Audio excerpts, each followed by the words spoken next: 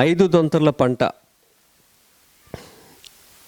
ఇది 5 దొంతర్లన్నా 5 లేయర్ అన్నా ఇవన్నీ ఒకటే, కానీ ఇది కొంచెం కన్ఫ్యూజ్గా ఉంది, ఈ పదాలు ఇబ్బందికరంగా ఉన్నాయి, ఇదంతా కష్టం అని చాలామంది అంటున్నారు. ఇదేంటంటే ఒక చెట్టు ద్వారా ఒక చెట్టుకు మంచి జరిగే ప్రక్రియ ఇదంతా. దీంట్లో ఉన్నాయన్నీ కూడా సహజీవనం చేసుకుంటానికి సరిపడే విధంగా తయారు చేసిన డిజైన్ ఇది. ఈ విధంగా నా వ్యవసాయ క్షేత్రంలో 4 సంవత్సరాల క్రితం నేను తయారు చేశాను వికారాబాద్లో. మీరు చూడాలంటే వచ్చి చూడవచ్చు.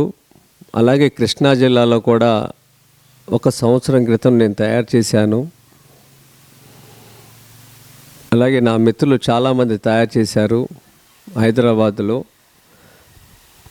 శంకరపల్లిలో సాయి సుమన్ అని ఉంది, అద్భుతమైన పంటలు తీస్తున్నాడు ఆయన. ఒక 4 బాక్సులు పెట్టి అవన్నీ చూసినప్పుడు మీకు ఆసక్తి పెరుగుద్ది. ఒకసారి చూడాలి. క్షేత్ర దర్శనం చేసినప్పుడు మీకు పుస్తకంలో ఉన్న అనుభవం కన్నా ప్రత్యక్షంగా చూసినప్పుడు ఇంకా చెయ్యాలనే కోరిక కలుగుతుంది.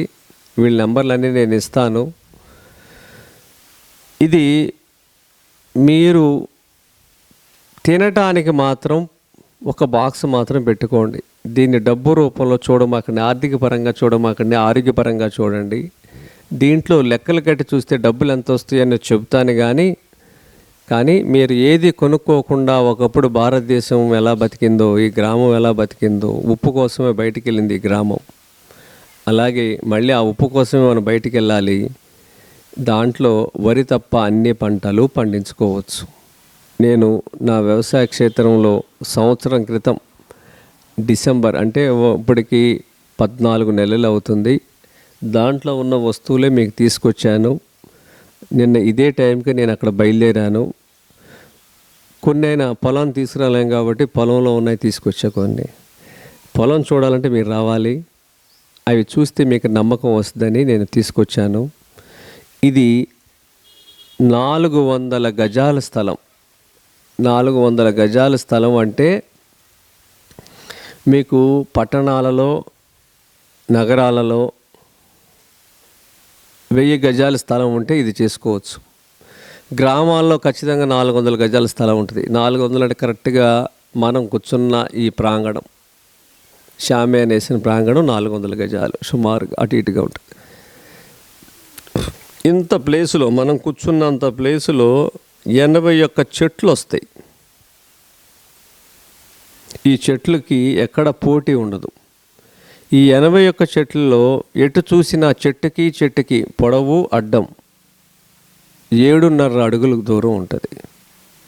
నిలువు చూసినా చెట్టుకి 7.5, అడ్డంగా చూసినా 7.5. చెట్లు మారుతూ ఉంటాయి. కాకపోతే ఇది మళ్ళీ చెప్తున్నాను, ఇది మీరు తినటానికి మాత్రమే పండించుకోండి, లెక్కలు కట్టొద్దు ఇక్కడ. దీన్ని ఒక వ్యాపార కోణంలో అసలు చూడొద్దు. ముందు బయటది ఏది తినటానికి మనకి లేదు. 30 ఏళ్ల క్రితమే మనం తినాల్సినవి పోయినాయి ఈ భూమి మీద. మరి మనం తినేవన్నీ కూడా ఇప్పుడు ఆయన చెప్పారు కదా రామ్జీ గారు, నాన్ వెజ్గా విషం మనం తినేది, అన్నీ విషమే. అందుకనే మీరు ఈ 400 గజాల్లో మార్కింగ్ చేసుకున్న తర్వాత దీంట్లోకి ట్రాక్టర్ రాదు, ఇంకా ట్రాక్టర్ రాదు, దున్నటం ఉండదు, అన్ని వానపాములే దున్ని పెడతాయి మీకు పొలాన్ని. దీంట్లో ఎన్ని రకాల మీరు ప్రశ్నలు వేసినా అన్నిటికీ నేను సమాధానం చెప్తా.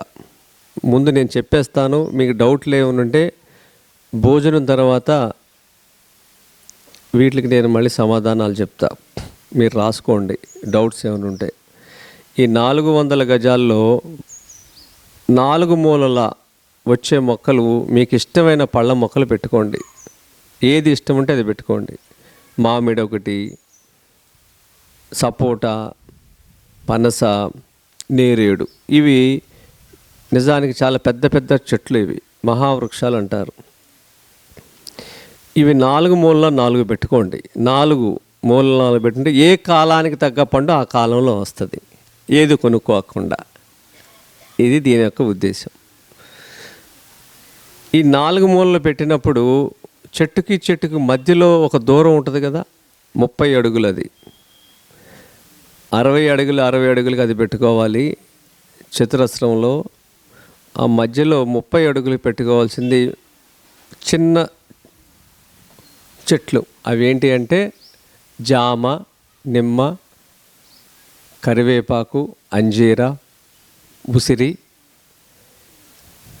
ఉసిరిలో చిన్న ఉసిరి, ఇక్కడ మా రాత్రి చట్నీ పెట్టారు, రాతి ఉసిరి, సీతాఫల్, ఇంకా బిల్వ, మారేడు. ఇలా మీకు ఏది నచ్చితే ఔషధ గుణాల మొక్కలు, ఎర్రచందనం, అలాగే దాల్చిన చెక్క, ఇంకా జాఫల్, జాపత్రి ఇలాంటివన్నీ కూడా దొరుకుతున్నాయి, చక్కగా వస్తున్నాయి. ఇవన్నీ కూడా మీరు చెట్టుకి మధ్యలో 30 అడుగుల దూరంలో పెట్టాలి. ఈ 30 అడుగుల దూరంలో నిలువు అడ్డం ఏదైతే కలుస్తాయో, చతురస్రాకారంలో నిలువు అడ్డం కలిసే సెంటర్ పాయింట్లో కొబ్బరి మొక్క పెట్టుకోవాలి. అంటే ఒక కొబ్బరి మొక్క వస్తుంది, 4 చిన్న చెట్లు వస్తాయి, 4 పెద్ద చెట్లు వస్తాయి. అంటే ఇవన్నీ కలిపి 9. ఈ 30 అడుగుల్లో సగం 15 అడుగులు. ఈ 15 అడుగుల్లో మీరు ఒక బొప్పాయి, ఒక అరటి, ఒక గ్లిర్సీడియా, లేకపోతే ఒక ఔషధ మొక్కలు ఏదైనా పెట్టుకోవచ్చు 15 అడుగులకి. 15 అడుగుల్లో సగం 7.5. 7.5కి ఆ వరుస మొత్తం కూడా అవిసె కానీ, మునగ కానీ, గిరి పుష్పం కానీ ఏదైనా పెట్టుకోవాలి. మునగ పెట్టుకుంటే మనకి ఏంటంటే ఆదాయం వస్తుంది. అవిసె ఏంటంటే పశుగ్రాసం కింద వాడచ్చు. ఇటు రాయలసీమ వైపు అటు కడప వాళ్ళు కూడా ఈ అవిసె ఆకుతో పప్పు చేస్తారు, పశుగ్రాసం కింద వాడతారు.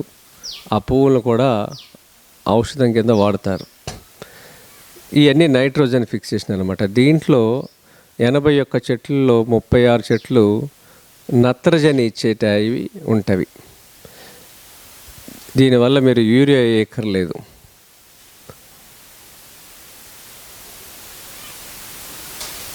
ముప్పై 36 చెట్లు మునగ, 20 చెట్లు అరటి చెట్లు వస్తాయి.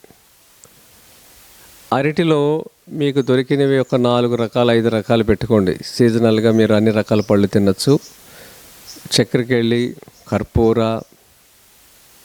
అమృతపాణి, యాలక్కి, కోర అరటి ఇలాంటివి, కేరళ అరటి ఇలాంటివి మీకు అందుబాటులో ఉన్నాయి. వాళ్ళ ఇవి నర్సరీ నెంబర్లు కూడా నేను ఇస్తాను.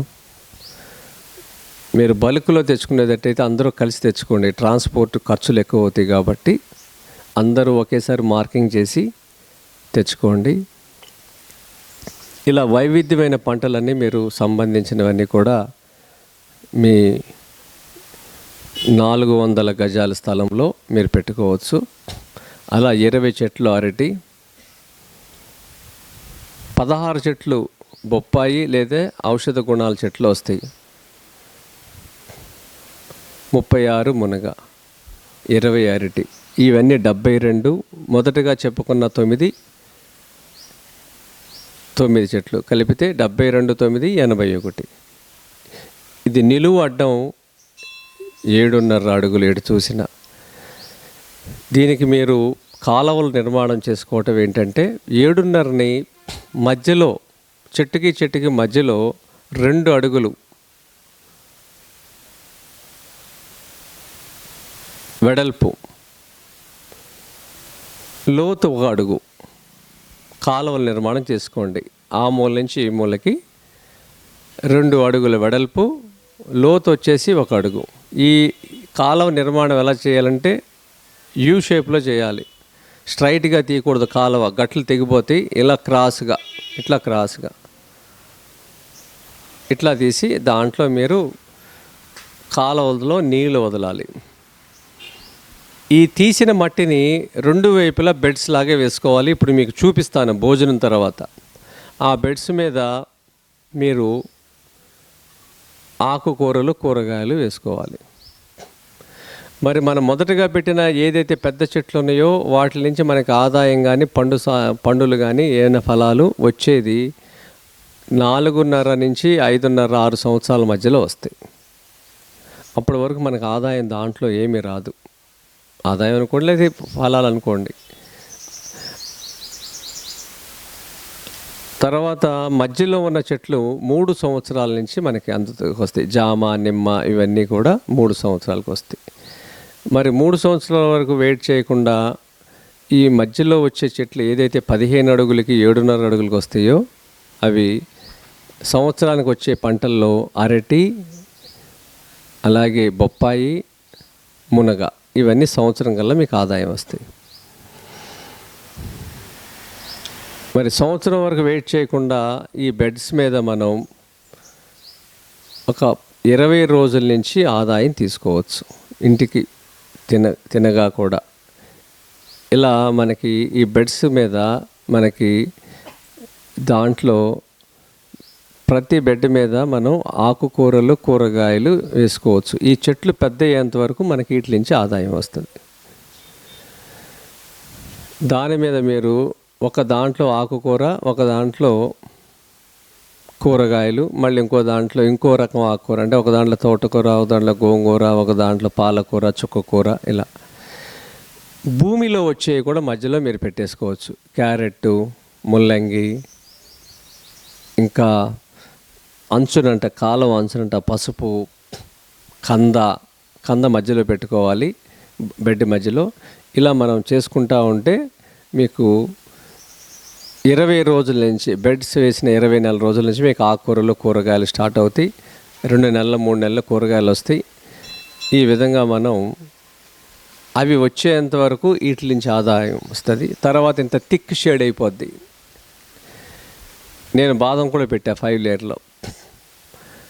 దాని కింద మీకు పెద్ద అయిన తర్వాత మీకు వచ్చే పంటల్లో పసుపు వస్తుంది, బాగా నీడన అల్లం వస్తుంది, కంద వస్తుంది, ఇవి వస్తాయి. ఇలా మీరు వర్షం పడ్డప్పుడు నీళ్ళన్నీ కూడా బెడ్ మీద లేకుండా మనం తవ్వుకున్న కాలువల్లోకి నీళ్ళు వచ్చేస్తాయి. ఒకవేళ ప్రాంతాన్ని బట్టి వర్షాలు ఎక్కువైనాయి, లేకపోతే ఈ కాలంలో ఎక్కువైతే ఆ నీళ్లు నిలవ ఉంటే అక్కడున్న చెట్లు చచ్చిపోతాయి. ఆ నీళ్ళకి దారి చూపిస్తా మీరు ఉన్న పొలంలో 10% చెరువు తవ్వుకుని ఆ నీళ్ళని చెరువు నిర్మాణం చేసుకోవాలి. మీ పొలంలో చెరువు ఉంటే మీకు ధైర్యం ఉంటుందన్నమాట. నీటిని దాచుకునే అనేది మనకి రావాలి. నీరు అనేది ఒక విలువైన వస్తువు కింద మనం గుర్తించాలి. అందుకని దానికి ఒక స్థలం కేటాయించాలి. ఇప్పుడు చాలామంది నిన్న నాతో మాట్లాడే రైతులు మాకు నీటి సమస్య ఉందండి అన్నారు. ఈ భూమి పుట్టిన దగ్గర నుంచి వర్షాలు పడతానే ఉన్నాయి, కానీ ఇవి మానవ చర్యల వల్ల ఎంత పడాలో అంతే పడుతుంది, కానీ తక్కువ టైంలో ఎక్కువ పడుతుంది. పూర్వం 4 నెలల్లో పడాల్సిన వర్షం నీరు ఇప్పుడు 1 నెలలోనే కుండపోత వర్షాలు పడతాయి. ఇవన్నీ మనం సమతుల్యతని దెబ్బతీసాం కాబట్టి ఈ విధంగా జరుగుతుంది. అందుకనే మనకు చెరువు ఉందనుకోండి, నీటిని దాచుకుంటాకి మనకు ఒక చోటు ఉంటుంది. మరి ప్రభుత్వాలు మనందరినీ బతకటానికి, వ్యవసాయానికి ప్రాజెక్టులు కడుతున్నారు మనల్ని అందరిని దృష్టిలో పెట్టుకుని. మరి మీరు మీ పొలాన్ని దృష్టిలో పెట్టుకుని మీ పొలంలోనే ఒక ప్రాజెక్ట్ కట్టాలి. అది ఒక పోలవరం అనుకోండి, ఒక కాళేశ్వరం అనుకోండి, మీ పొలంలో 10% చెరువే ప్రాజెక్ట్. మీ పొలంలో చెరువు ఉంటే భూగర్భ జలాలు పెరుగుతాయి. చూడండి, ఇప్పుడు మనం అప్పు తెచ్చుకుంటాం. అప్పు తెచ్చుకున్నప్పుడు మన దగ్గర పంట వచ్చినప్పుడు లేదా డబ్బులు వచ్చినప్పుడు తిరిగి అప్పు తీరుస్తామా లేదా? తీరుస్తాం కదా. మరి అలాగే భూమిలో నీళ్లు తీసుకుంటున్నప్పుడు మరి భూమికి తిరిగి ఇవ్వాలా లేదా? ఆ తిరిగి ఇవ్వటమే చెరువు. చెరువు ఉంటే ఏమవుతుందంటే వర్షపు నీళ్ళని మనం తిరిగి భూమికి అర్పించేస్తున్నాం. ఒక చిన్న సహాయం తీసుకున్నప్పుడే తిరిగి ఇచ్చేస్తున్నప్పుడు జీవితాంతం మనకి నీళ్లు కాకుండా ఏ పనులు కావు ఈ భూమి మీద. మరి ఆ నీరు తిరిగి ఇచ్చేయాలి కదా. ఇచ్చినప్పుడు మళ్ళీ తిరిగి మీకు ఇస్తుంది. బోర్ అనేది సంపదని దోచుకోవటం, చెరువు అనేది సంపదని దాచుకోవటం. బోరు వేశారంటే వాళ్ళు సంపదని దోచుకున్న వాళ్ళు అవుతారు. వాళ్ళు ప్రకృతి ప్రేమికులు కాదు, స్వార్థం. నిస్వార్థం ఏంటంటే చెరువుని తీసుకోవటం. మీరు అందుకనే చెరువు అనేది ఖచ్చితంగా మీరు తీసుకోవాలి. ఈ భూమిని, ఈ దేశాన్ని పరిపాలించిన రాజులందరూ కూడా మనందరి కోసం చెరువులు తవ్వారు. ఆ చెరువు అనేది గ్రామానికి ఊపిరి, మీ పొలానికి ఊపిరి మీ చెరువే. అందుకని భూమి వేస్ట్ అయిపోతుంది అనుకుంటే చాలామంది నాతో మాట్లాడతారు, భూమి వేస్ట్ కదండి 10%, నాకు పక్కన చెరువు ఉంది, మాకు బోర్ వేస్తే 15 అడుగులు 20 అడుగుల నీళ్ళు వస్తాయి, ఇలా చెప్తూ ఉంటారు. ఈరోజు వస్తున్నాయి, రేపేంటి? అందుకనే చెరువు అనే దానికి మీరు ప్రాధాన్యత ఖచ్చితంగా ఇవ్వాలి. ఇది సరైన సమయం. ఇందాక ఒక మిత్రుడు వచ్చారు ఇక్కడికి, మీరే కదా, ఈయన చెరువు తవ్వుకుంటారు, రండి, ఈయన చెరువు తవ్వుకుంటున్నారు చక్కగా. అది కూడా మనుషులతో తవ్విస్తున్నారు. ఆ చెరువు వల్ల భూగర్భ జలాలు పెరుగుతాయి. మీరు చెప్పండి, ఎక్కడ చేస్తున్నారు, ఎంత చేస్తున్నారు? గురువు గారికి నమస్కారం, వచ్చిన సోదరులందరికీ నమస్కారం. నా పేరు మునికృష్ణయ్య. నేను తిరుపతి జిల్లా ఏర్పేట మండలం పాపానపేట దగ్గర ఉన్నట్టు గుడిమల్లం ఊరికి ఒక 2 కిలోమీటర్లో ఉన్నాను. కొత్తగా వ్యవసాయం చేయాలనుకున్నాను. గురువుగారు చెప్పిన వీడియోస్లో ఎక్కువగా నాకు నచ్చింది అంటే పాటించదగ్గది 10% చెరువు 10% అడవి అన్నారు. మొట్టమొదటిసారిగా నేను చెరువు తవ్వాలనుకున్నాను. చెరువు తవ్వుకుంటే నాకు కొంచెం శక్తికి మించిన పని అని అక్కడ ఉన్నటువంటి ఫీల్డ్ అసిస్టెంట్తో మాట్లాడి జాతీయ ఉపాధి హామీ పథకం, అదే కరువు పనులు అంటాం కదా, ఆ స్కీమ్ కింద పెట్టించాను. 1,80,000 రూపాయలు నాకు శాంక్షన్ చేశారు. దాంతో కూలీలతో చేయించుకుంటున్నాను. అంటే చెరువు వల్ల నాకు ఇప్పుడే గురువుగారు చెప్పినట్టు నాకు చెరువు అవసరం లేదు. ఎందుకంటే 2 బోర్లు ఉన్నాయి నాకు ఉన్న 2 ఎకరాల్లో. కానీ నాకు నచ్చింది ఏమంటే ఇతర పొలాల చుట్టుపక్కల పొలాల నీళ్లు కెమికల్తో కలిసింది కాబట్టి ఆ నీళ్లు నా పొలంలోకి రాకూడదు, మొట్టమొదటి పాయింట్. సెకండ్ ఏమంటే వర్షం పడ్డ ప్రతి చుక్క నా పొలంలోనే ఉండాలి, బయట పోకూడదు. ఈ కాన్సెప్ట్ నాకు మనసుకు గట్టిగా హత్తుకుంది కాబట్టి నేను చెరువు నిర్మాణం చేస్తున్నాను. సెకండ్ అడవి అన్నది అదే 5 లేయర్ మోడల్. అంటే సుభాష్ పాలేకర్ గారు ఆయన పరిశోధనలో ఆయన సాధించిన గొప్ప సంగతి ఏమనంటే అడవిని పరిశోధన చేసి అడవి ఎలా ఉందో అలాంటిది ప్రతి రైతు తన క్షేత్రంలో చేసుకోవాలి అనే సంకల్పం తాను చేశారు. కాబట్టి మొట్టమొదటిసారిగా నేను చెరువు నిర్మాణం 4 రోజుల నుంచి వర్క్ జరుగుతోంది. ఇది పూర్తి అవుతుంది, తర్వాత నేను ఇది చేస్తున్నాను. నమస్కారం, ధన్యవాదాలు. నా పేరు మునికృష్ణయ్య. నా ఫోన్ నంబర్ 970-359-7259 970-359-7259. ధన్యవాదాలు. చెరువు మీరు నిర్మాణం చేసుకోవాలంటే ఈయన్ని సంప్రదించండి. ప్రాంతాన్ని బట్టి చెరువు, మట్టిని బట్టి చెరువు అది కొలాబ్స్ అంటే విరిగి ఆ మట్టి చర్యలు పడకుండా ఎలా నిర్మాణం చేసుకోవాలనేది స్థానికంగా ఉన్న మట్టిని బట్టి జరుగుతూ ఉంటుంది నిర్మాణం. ఈ చెరువు ఏదైనా ఎక్కడ తీసుకున్నా సరే వి షేప్ తీసుకోవాలి. వి షేప్ ఇలా తీయాలి, ఇలా నిలువుగా తీయకూడదు. నీళ్ళు నిండినప్పుడు మట్టి నానినప్పుడు తలలో ఇరిగి చెరువు పూడుకుపోతుంది. అందుకని ఇలా తవ్వాలి, ఇలా తవ్వుకోవాలి.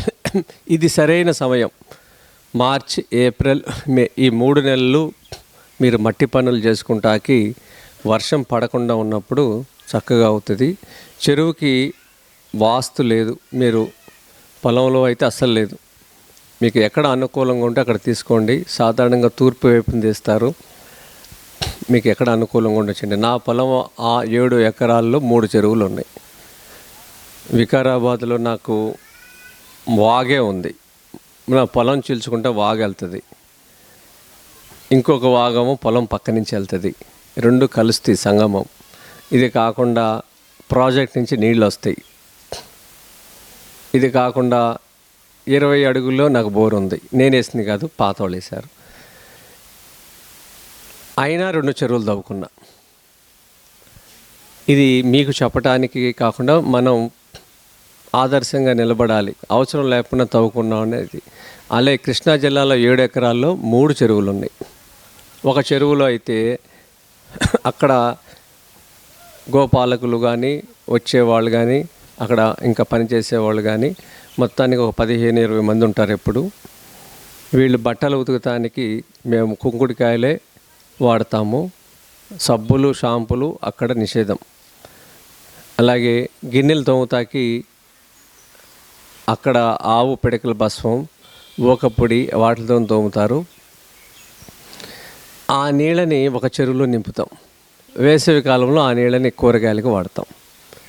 సబ్బు షాంపూ లేదు కాబట్టి ప్రతి చుక్కని మళ్ళీ మనం సద్వినియోగం చేసుకోవాలి, పునర్వినియోగం చేసుకోవాలి. ప్రతి వస్తువును అంతే. ప్రతిసారి కొత్త వస్తువు మనం ఆధారపడ్డాం అనుకోండి, కరెంటు మీద ఆధారపడుతున్నట్టే. కరెంటు ఎంత ఆధారపడ్డామో భూమి అంత తాపం పెరుగుద్ది, కార్బన్ డైఆక్సైడ్ పెరుగుద్ది. ఎంత కార్బన్ డైఆక్సైడ్ పెరిగితే అంత మంచు కరిగిపోయి సముద్ర మట్టాలు పెరుగుతాయి. అందుకనే మనం పాత వస్తువుల్ని తిరిగి వాడటం అనేది నేర్చుకోవాలి. ప్రతిదీ కొత్త వస్తువులు వాడకూడదు.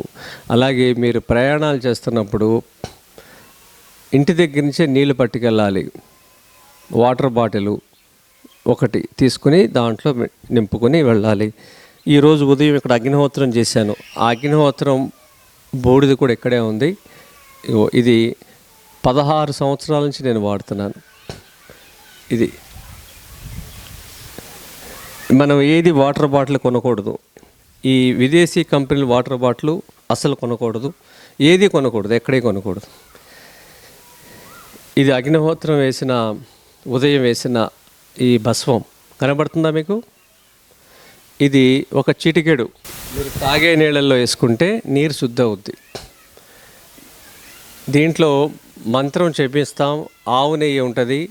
ఇది వేసుకోవటం నేను ఈ 15 ఏళ్ళ 16 ఏళ్ళు నేను చేస్తున్నాను. దేశం మొత్తం ఎక్కడ తిరిగినా వాటర్ బాటిల్ ఏం కొనలేదు.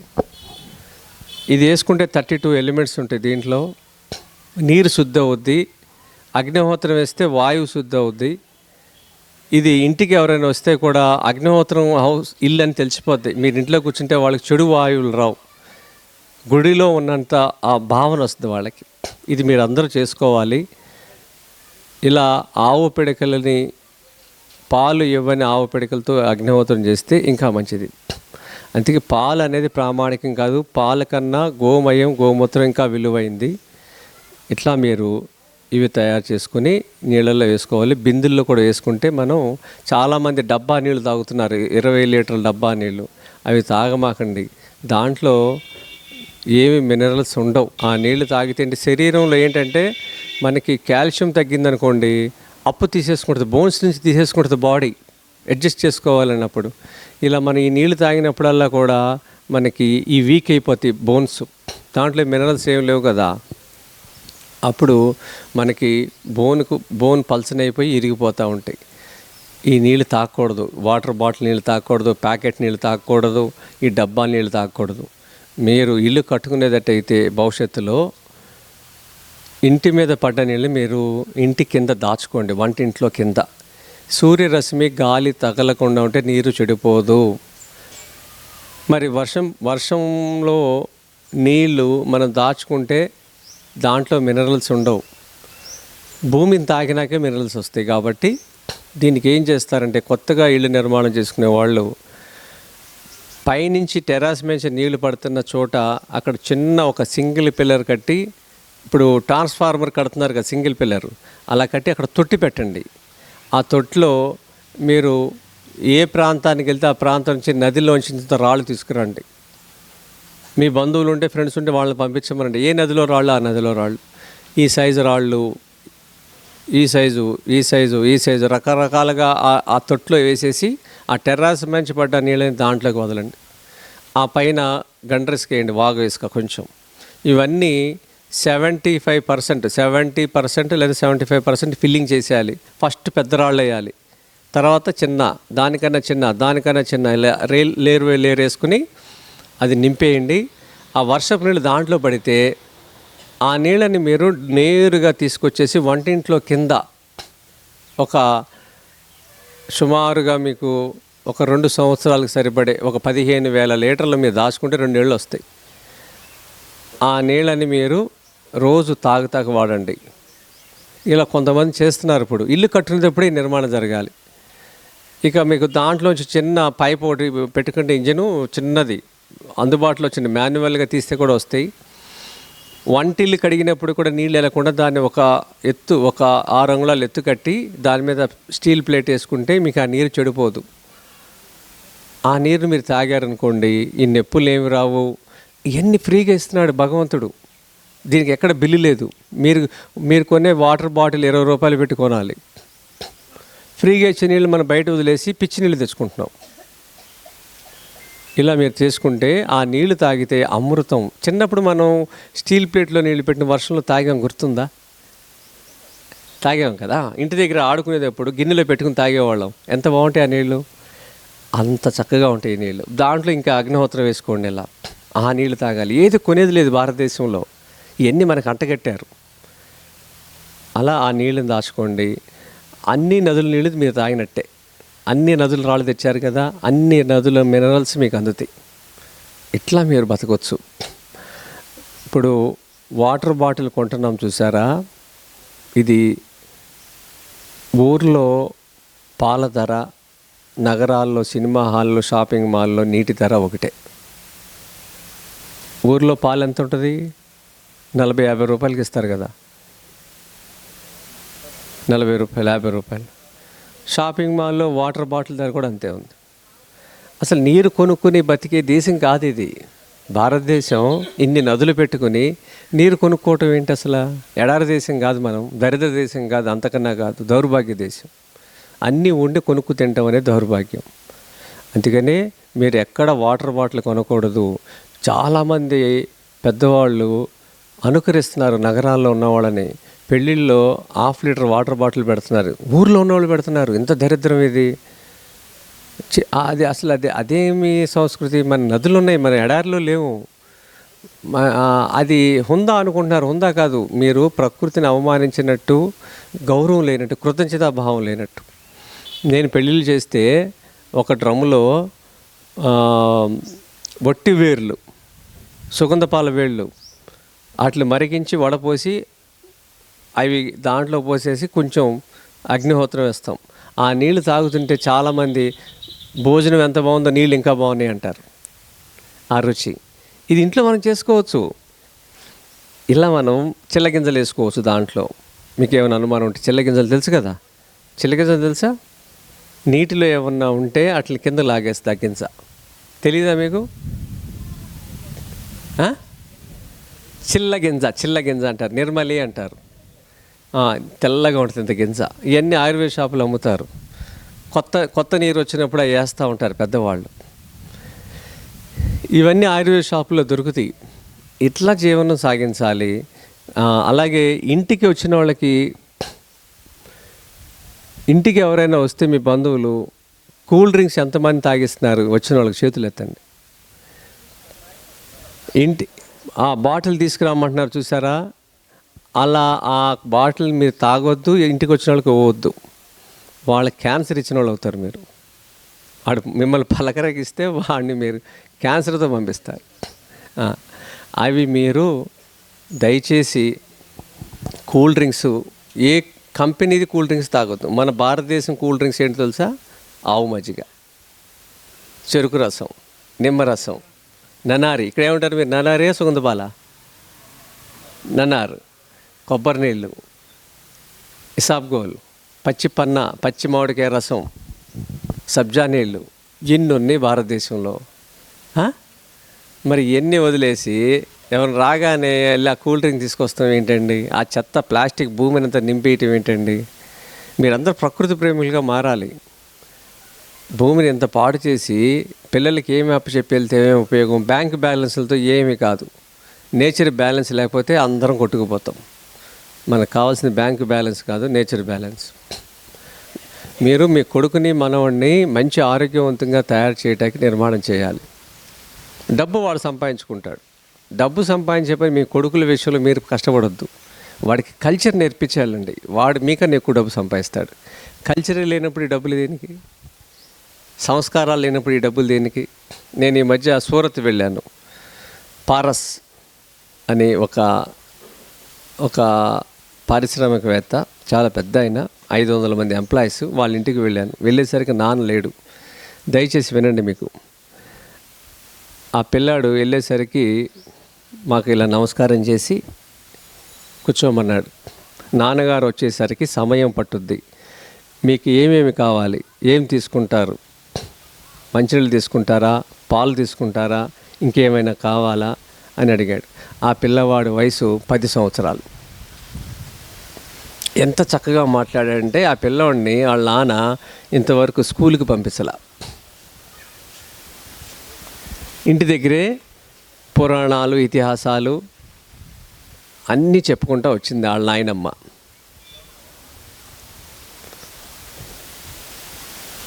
ఈ రోజున పీజీ చేసినోడు కూడా నాన్న ఇంట్లో లేకపోతే హ్యాండిల్ చేయడం రాదు. ఎవరన్నా వస్తే పొడిగా మాట్లాడతారు. కానీ ఆ సంస్కారాలు ఎక్కడి నుంచి వచ్చినాయి చెప్పండి? చదువు వేరు, సంస్కారం వేరు. అవన్నీ నేర్పారు అక్కడ. ఆ పరాశని వాళ్ళందరూ ఫ్రెండ్స్ తిట్టారు, అరే నువ్వు చదువుకోవచ్చలేదు నీ కొడుకుని, ఇలా అయితే కష్టం అని. ఎప్పుడు కొత్తలో.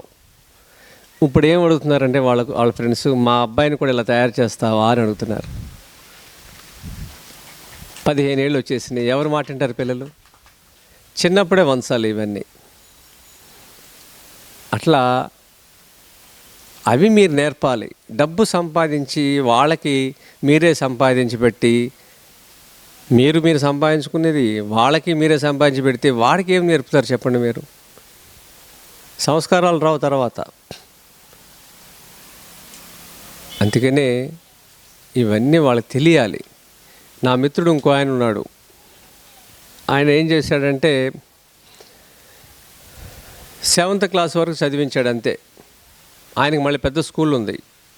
చదివించి పిల్లోడిని ఒక 3 నెలలు కుమ్మరాయన దగ్గర, ఒక 3 నెలలు కమ్మరాయన దగ్గర, ఒక 3 నెలలు తాపి మేసి దగ్గర, ఇలా అన్ని రకాల పనులు నేర్పించాడు. అన్నీ తెలియాలి ప్రపంచంలో అంటాడు. వాడు ఎక్కడికి వెళ్ళైనా బతుకుతాడు. కనీసం అంత చేయకపోయినా మీరు పిల్లలకి ఈ విషయాలు చెప్పకపోతే డబ్బు సంపాదించినాక వాళ్ళకి ఏమి తలకెక్కవు. అందుకని మీకు వాళ్ళకి ఆరోగ్యాన్ని, సంస్కారాన్ని నేర్పించి మీరు వెళ్తే డబ్బు వాళ్ళు సంపాదించుకుంటారు. వాళ్ళ మీద మనం అపారమైన ప్రేమ పెట్టుకోవద్దు. ఇవన్నీ నేర్పకపోతే వాళ్ళు బతకలేరు. ఈ 5 దొంతర పంటల్లో వచ్చిన పంటల్లో మధ్యలో పసుపు వచ్చింది. ఇది 2 మొక్కలు. ఈ పసుపు ఇలా 84 మొక్కలు వస్తాయి ఒక వరుసలో. 84 మొక్కలు వస్తాయి. ఇలాంటివి 9 వరుసలు ఉంటాయి. అంటే ఇది సుమారుగా ఎంత ఉండొచ్చు మీ అంచనా? 1.5 ఉంటుంది, కేజీ ఉంటుంది.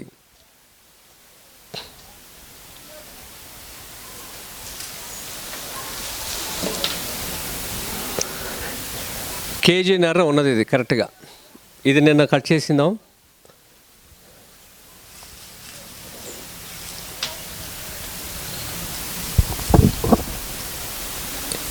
ఇది కేజీన్నర వచ్చింది నిన్న.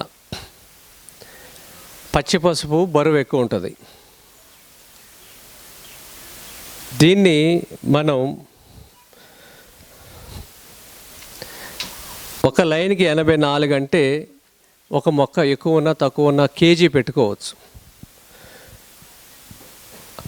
84 కేజీలు ఒక లైన్లో. అలాంటివి 9 లైన్లు ఉంటుంది. ఎంత వచ్చినట్టు ఇప్పుడు?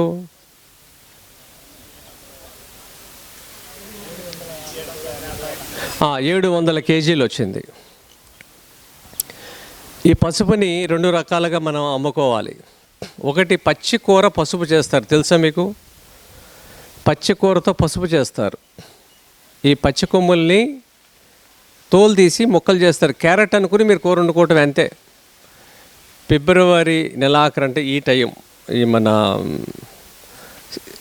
శివరాత్రి, ఫిబ్రవరి, మార్చి, ఈ నెలలో దాన్ని ఒకసారి తినాలి, సంవత్సరానికి 1-2 సార్లు. ఇది వేడి కాదు.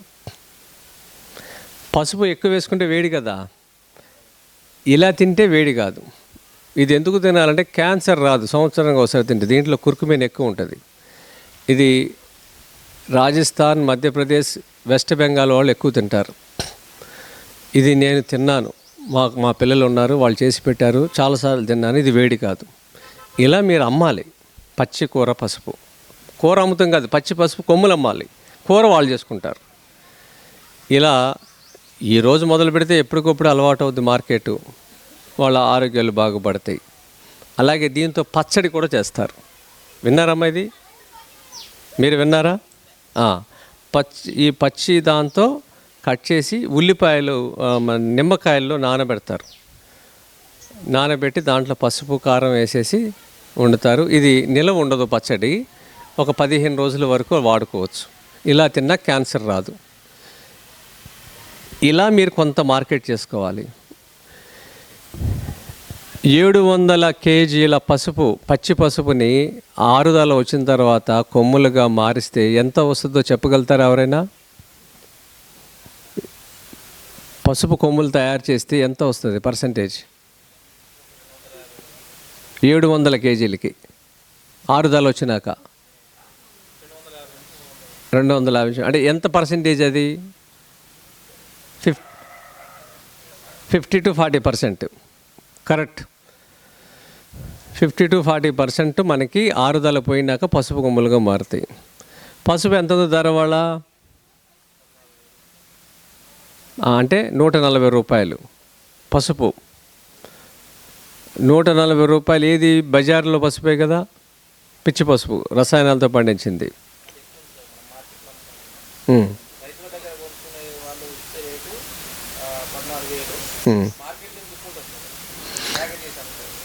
అమ్మటం వేరు. మనం మనం మనం అమ్ముతున్నాం, మనం కొనట్లేదు కదా. ఇప్పుడు మనం అమ్ముతాం రేపటి నుంచి. ఇక్కడ ఉన్న వాళ్ళందరూ రైతులు కదా, వీళ్ళు అమ్మాలంటే వాళ్ళకి ఏ రేటుకి వస్తుంది, ఏ రేటుకి అవుతుంది. పోనీ 140 రూపాయలు పెట్టుకుందామా? అందరికీ ఆ రేటు రాకపోవచ్చు. ఇప్పుడు రామానుజన్ గారు చెప్పారు కదా, 70 రూపాయలు మునక్కాయలని. ఎంత కమ్మాడు?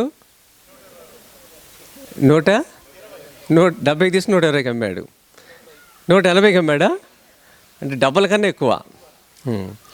సరే, ఇప్పుడు మనం పసుపు కూడా అలాగే వచ్చింది అనుకుందాం. ఇప్పుడు మనకి 200 కేజీలు వచ్చిందా?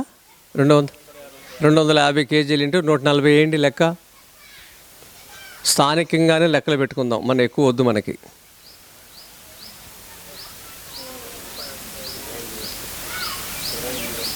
ఇరవై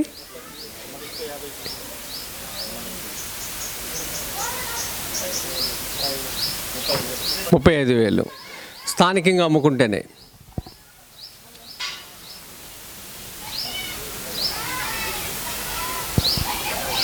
ఇది కేజీ ఎంత కమ్మొచ్చు?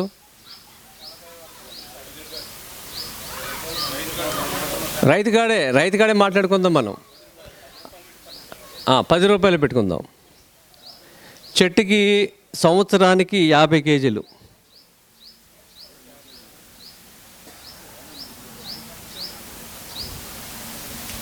చెట్టుకి ఒక 50 కేజీలు సంవత్సరానికి. 50 కేజీలు ఇంటూ 10 రూపాయలు, 16 చెట్లు, 8,000. చక్కెర గెళ్ళి కానీ, అరటిపళ్ళు కానీ, కర్పూర కానీ, కూర అరట్లు కానీ.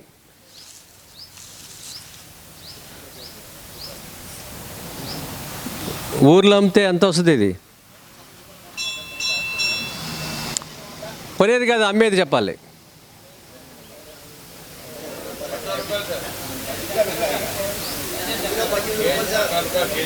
కేజీ 18. అంటే ఇప్పుడు ఇది గెల అయితే ఎంత రావచ్చు?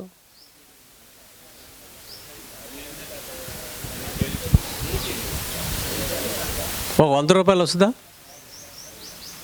రాదా? ఇది అరటిపండుగా చక్కెరకి వెళ్ళి 50 రూపాయలా?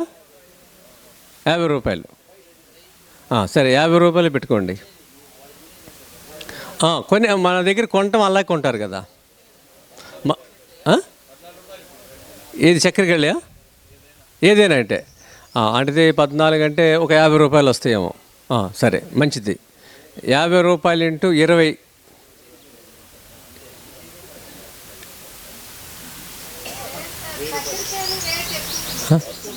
ఎక్కువైతే మంచిదే కదా, ముందు తక్కువకి వేసుకుందాం, ఎక్కువ వస్తే తర్వాత చూద్దాం. ఎంత వచ్చింది? ఇది 1000 రూపాయలు, సంవత్సరానికి 1000 రూపాయలు. తర్వాత దీంట్లో మధ్యలో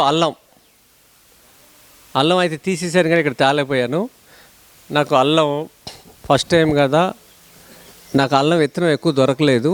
వచ్చింది ఒక 15 కేజీలు వచ్చింది అంతే, 15 కేజీలు. కానీ మీరు మొత్తాన్ని సాళ్ళలో పెడితే మధ్యలో ఒక 50 నుంచి 100 కేజీలు మినిమం వస్తుంది. 9 సాళ్ళలో మధ్యలో బెడ్స్ మీద. నేను అల్లం ఎక్కడ పెట్టాలో చూపిస్తాను. మనం ఈ 100 కేజీలని కేజీ ఎంత కమ్మొచ్చు ఊర్లో? 40 రూపాయలు. 40 రూపాయలు ఇంటూ 100 4000. దీన్ని మీరు ఎక్కువగా అమ్మాలంటే ఏం చేయాలంటే అల్లం పచ్చడి తయారు చేయాలి. చేయాలి. ఇలా చేసే ఆయన ఉన్నాడు, ఇలా చేసే ఆయన ఒక ఆయన కాదు. మరి మీరు నేర్చుకోవాలి. అందుకు వెళ్ళిన తర్వాత టీవీ చూడకుండా, సెల్ ఫోన్ చూడకుండా బోల్డ్ చేయొచ్చు. సరే, అలాగే అమ్ముకుందాం. 40 రూపాయలు చొప్పున అంతా 4000 అండి. కంద ఒక 200 కేజీలు వస్తుంది. కంద ఒక 10 రూపాయలు ఉంటుంది కేజీ. అయ్యా 10 రూపాయలు, 10 రూపాయలు చొప్పున 2000. ఎంత ఏం చూడండి, అది మొత్తం ఎంత ఏం చూడండి.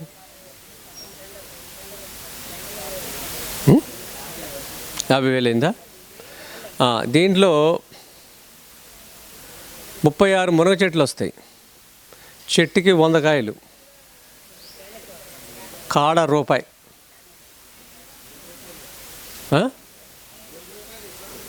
₹2? సరే, ₹2 అంటే ఏంటి? 200 ఇంటూ 3600, 7200. ₹2. మీకు ఓపిక ఉంటే మునగ చెట్టుకి గడిచిన 2 సంవత్సరాల తర్వాత తమలపాకు ఎక్కించండి. తమలపాకు ఒక ఆకు ₹1.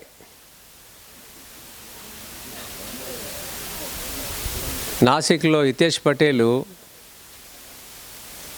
₹5 అమ్ముతున్నాడు ఆకు. వాడు 0 వేసి 50 అమ్ముతున్నాడంట.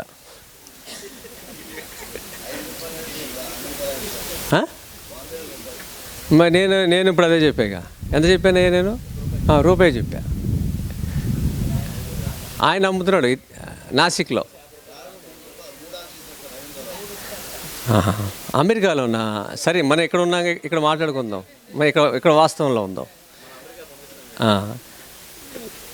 ఇక మీకు ఒకవేళ మునగ కష్టము అనుకుంటే మధ్యలో అవిసెలు పెట్టుకుని అవిసెకు ఎక్కించుకోవచ్చు, ఇంకా బాగా పైకి వెళ్తుంది. మునగ కూడా నేను మునగ పెట్టా ఈ మధ్య. ఇంకా మధ్యలో మీకు 9 రకాల చెట్లు వస్తాయి కదా, అవి వాటికి కానీ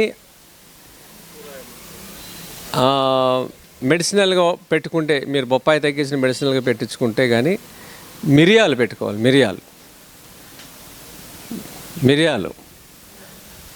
మిరియాలు భవిష్యత్తులో, అంటే ఇది థిక్ షేడ్ అయినాక అక్కడ మీకు క్లైమేట్ అనేది కొంచెం మైక్రో క్లైమేట్ అవుతుంది. బయట ఎండకి దీనికి తేడా వస్తుంది.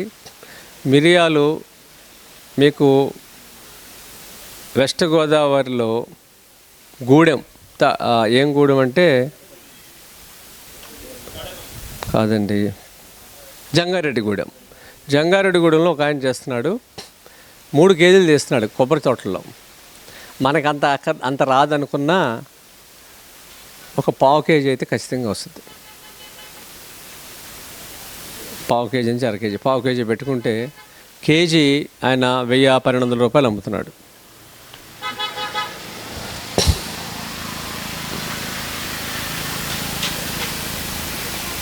ఇంకా మధ్యలో తీగలు మన నల్లేరు, గులాబీలు, మల్లెలు ఇవన్నీ కూడా బెడ్స్ మీద పెట్టుకోవచ్చు. నేను గులాబీలు పెట్టాను. గులాబీలు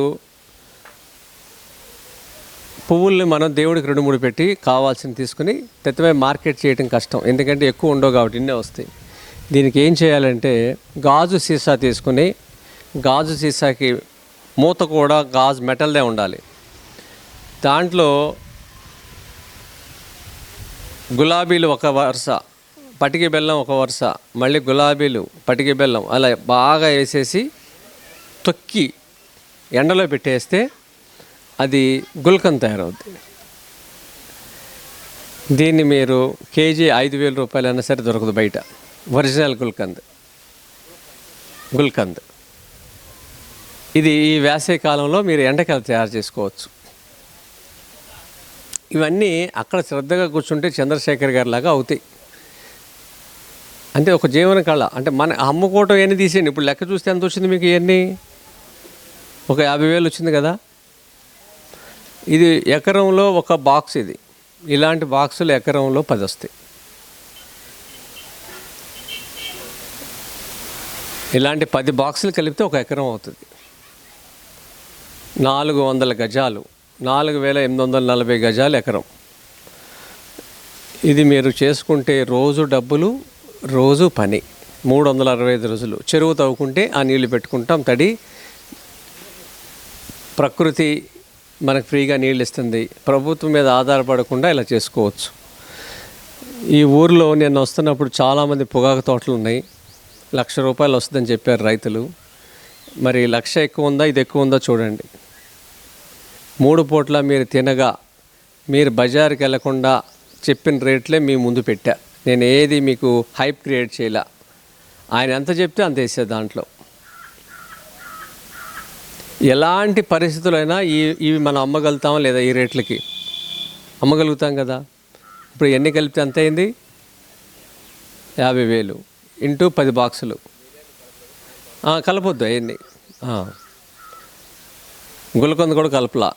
ఇవన్నీ మనం తింటాకే అనుకోండి. పోనీ 50,000 అంటే 5 లక్షలు కదా ఎకరానికి. మీ ఎదురుగా తీసుకొచ్చి నేను చూపించా. ఆ పసుపు చూడండి ఎంత బాగుంటుందో. మరి మీకు ఇంత 5 లక్షలని నేను ఆశ కలిగించట్లేదు. మీరు ఏది కొనుక్కోకుండా తినడానికి పండించుకోమని మొదటగా చెప్తున్నాను. దీని మీద నమ్మకం, అనుభవం, పట్టు వచ్చినాక మీరు 1 ఎకరమో 2 ఎకరాల్లో మీరు స్టార్ట్ చేయండి. ముందు 1తో స్టార్ట్ చేయండి, తర్వాత పెంచుకోండి. ఇది మీరు మీ స్కూల్లో, మీ దగ్గరలో ఉన్న స్కూల్ పిల్లలకి తీసుకొచ్చి చూపించటం, రైతులకి క్షేత్ర దర్శనం చూపించి చేపించటం చేస్తూ ఉంటే వాళ్ళల్లో ఒక మార్పు అనేది మొదలవుతుంది.